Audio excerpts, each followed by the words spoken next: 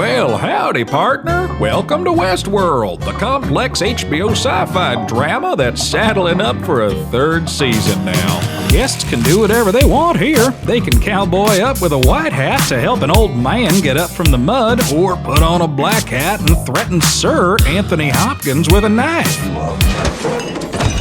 So cease all motor functions and sit naked in this chair so we can upload all these major plot points into your robot brain. Cheat sheet for seasons 1 and 2 of Westworld. Set in the distant future, Westworld is about a Western theme park populated by realistic androids, or hosts, who repeat the same predetermined storylines every day with the sole purpose of satisfying the frivolous desires of obnoxious rich people. It's kind of like Disney World, but evil. The Walt Disney of Westworld is Dr. Robert Ford, who co-created the park years ago with his partner Arnold, who mysteriously died. Not a business venture, not a theme park, but an entire world. Ford's main behind-the-scenes team consists of head of programming Bernard Lowe, head of quality assurance Teresa Cullen, and this guy, head writer Lee Sizemore. A relentless experience. Oh, and Bernard and Teresa, they're having a little secret office fling. Ford introduces a new bit of code into the hosts to make them seem more human, but it just causes them to go way off script and say creepy things. These violent delights have violent ends. But don't worry, they couldn't hurt a fly.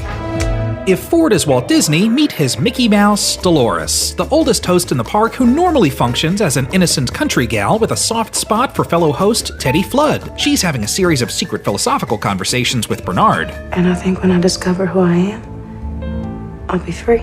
Dolores sets out to unlock the mystery of some random flashbacks that she's having of a desert and a church, and we don't really know, but she meets William, a newcomer to Westworld, visiting with his future brother-in-law Logan, both of whom are top-level executives for a company called Delos looking to invest in the park. Unlike Logan, William is entranced by the park's complexity, eventually falling in love with Dolores through their adventures together. Then there's the Man in Black, a die-hard Westworld enthusiast who's done it all in 30 years but has one last side quest involving a maze hidden underneath a host's scalp. Oh my god. There's a deeper level to this game. He's also a dick. Sweet. Not as sweet as you. Ugh. Maeve, the madam host of a brothel in the park, begins having disturbing visions of her and a small girl being slaughtered by Native Americans, or maybe the Man in Black. Case in point, he's a dick. This is actually one of her previous storylines that was written for her. She wakes up behind the scenes and forces a pair of Abbott and Costello technicians to level up her stats, enabling her to hurt guests and control other hosts around her. How many times have you died? She's pissed off and wants out of this place, so she goes on a rampage with two other bandit characters, Hector and Armistice. Meanwhile, programmer Elsie and head of security, Thor's brother, begin to notice some strange behavior in the hosts. Freeze all motor functions. It may be the Wild Wild West in Westworld, but it's also wild in the real world because Delos board member Charlotte Hale wants crazy god complex Ford out of the picture. When you've reached the top, there's only one direction you can go. Teresa and Bernard discover a hidden cottage with a hidden basement with a hidden schematic. Doesn't look like anything to me. Oh, he's a host. Not only that, he's a host modeled after Ford's late partner Arnold. Ford orders Arnold, or Bernard, I mean, it's both of them, it's modeled at, it doesn't matter. Anyway, he kills Teresa.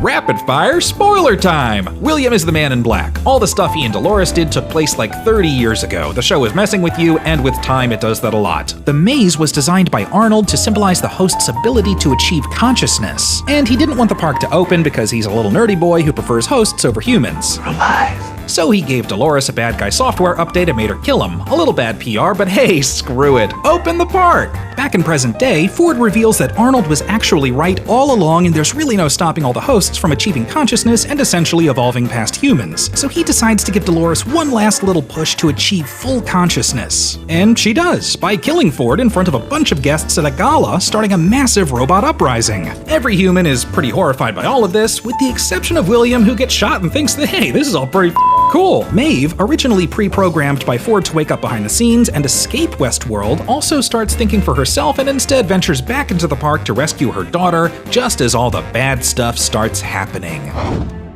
I'm frightened of what you might become.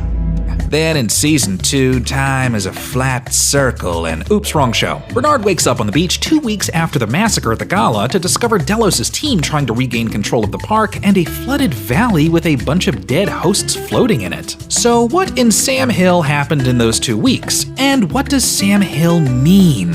After Elsie finds out that Bernard is a host, they team up to discover that the park has been collecting and saving all kinds of spicy data on the guests with the goal of creating host doppelgangers. This was all orchestrated years ago by William, who, after his messy breakup with Dolores, grew a big old pair and convinced his boss and future father-in-law, James Delos, to invest in the park. I think in 20 years, this will be the only reality that matters. As for Dolores, she just continues her rampage throughout the park against the guests and even hosts that she deems unworthy. She's just mean. But Maeve isn't mean. All she wants is her daughter, so she teams up with a ragtag team of hombres, including this guy. Takes a detour through Shogun World. There's a lot of samurais and swords and stuff, and oh man, it's cool. And she develops the ability to mentally control other hosts. Maeve finally tracks down her daughter, but just as she gets picked up by Akacheta of the Ghost Nation tribe, he became self-aware on his own years ago and promises Maeve that he'll take her to safety.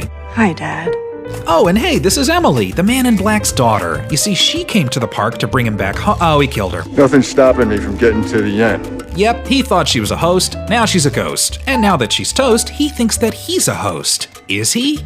Almost. Back to the rootin' tootin' adventures of Bernard and Elsie, they discover a test facility housing a degraded host version of James Delos, who died a long time ago but was brought back to life over and over again in a host body at the behest of William in an ongoing experiment to achieve immortality. When you feel love. But that host body, it's like he's not working right. He can't pour the milk. Help him. Dolores finds the Man in Black losing his mind, lets him live, and they meet up with Bernard, who's trying to hack Ford's voice out of his head, even though Ford is long gone and dead. Oh wait, hold on, he's back now. Well, sort of. Turns out that before his death, Ford backed up his brain, but it can't exist in the real world or else he'll end up like James Delos. So he's just kind of chilling in the virtual world for now. Isn't the pleasure of a story discovering the ending yourself, Bernard?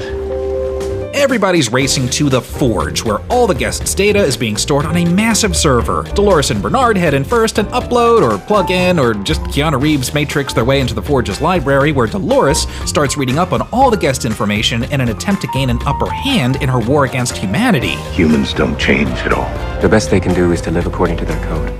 A virtual version of Logan Delos pops up as sort of a Forge librarian and tells them that humans are actually pretty dumb and simple and can all be summed up in a nice little book of code. And if you thought the Forge was out there, wait until you see the Door, a virtual rip in reality that enables hosts to be uploaded into the cloud, or as they call it, the Sublime. And it's like robot heaven and everybody wants to get there. So they all jump in, get virtually uploaded, and leave their host bodies behind, which explains all the host bodies floating in the lake in the beginning. The Delos team really doesn't like this whole happy ending idea, and they try to stop the hosts. Luckily, Maeve and her team sacrifice themselves to save the day and Maeve's daughter. But Dolores wants to delete the Sublime because she thinks it's a false promise. I want their world.